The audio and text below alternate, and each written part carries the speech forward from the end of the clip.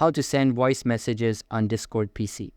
Hey guys, in today's video, I'm going to show you how to send a voice message on Discord using a simple trick. So make sure to watch this video till the end and let's get started.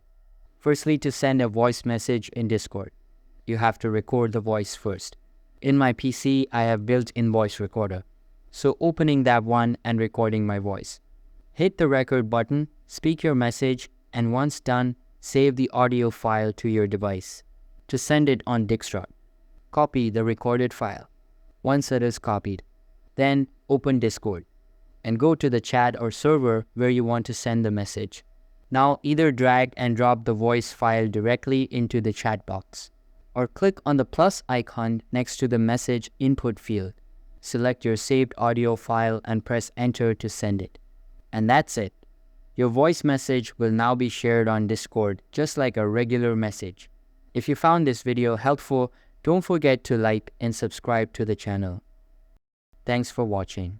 That's all for the video and I'll see you in the next one.